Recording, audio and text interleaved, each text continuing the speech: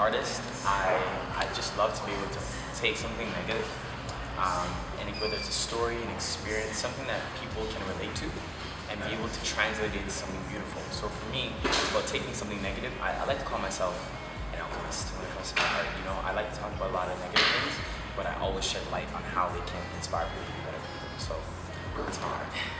I support my community simply by being the best me that I can possibly be, by being an example for my community, working with different projects and different organizations to create partnerships, more opportunities for youth artists.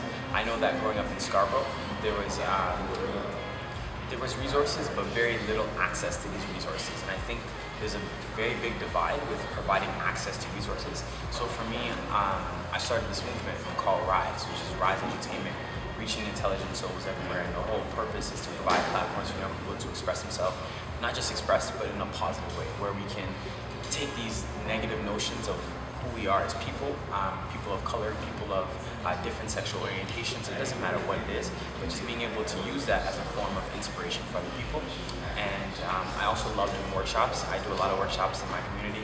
Right now I'm working with some young girls with the Power to Girls Foundation at York University. And yeah, I've just been working with these young girls to help them learn how to love themselves and, you know, really redefine what beauty really means. But yeah, I just love workshops and providing platforms for people and just being the best me I can possibly be. Stories that have healed me have been stories of pain. Have been people who have been, I have a friend named Reese, and she has an event called Abuse Survival Stories. And Abuse Survival Stories is an opportunity for people who've been abused, whether it's mentally, physically, sexually abused, to come into a space where they are comfortable and it's a safe, inclusive space, and they get an opportunity to talk about their story and talk about how they are able to overcome these stories. And they don't call themselves victims of abuse, they call themselves survivors.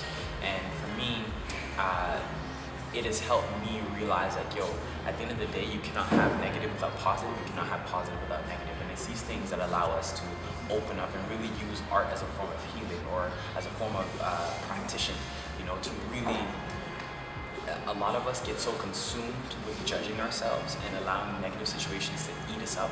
But now I'm trying to figure out how can we provide platforms, just do what you love to do, but learn how to do it in a place of healing. And for me, one of my stories that I'm very comfortable sharing is when I was 12 years old, I was a very angry person. I had a lot of bitterness in my heart. I lived with both my parents, but me and my mom's relationship deteriorated because of my father. And because of that, I started holding a lot of malice towards my father. And he became this like person who I just didn't like, and I had this expectation of him that he never met. He never met that expectation. So no matter what, I would always just look at him like, ew, like disgusting, you know what I mean? Just in my own house, and it just created a lot of negative tension in my house.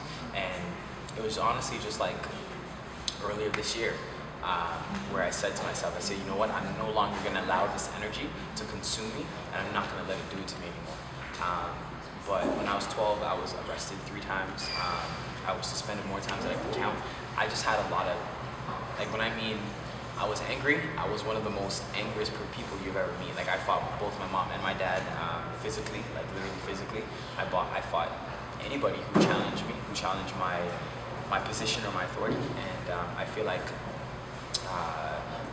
what really allowed me to start learning how to express myself was through poetry, learning to use poetry as a form of telling my story in a creative way, and it almost forces people to listen, you know, to have to listen.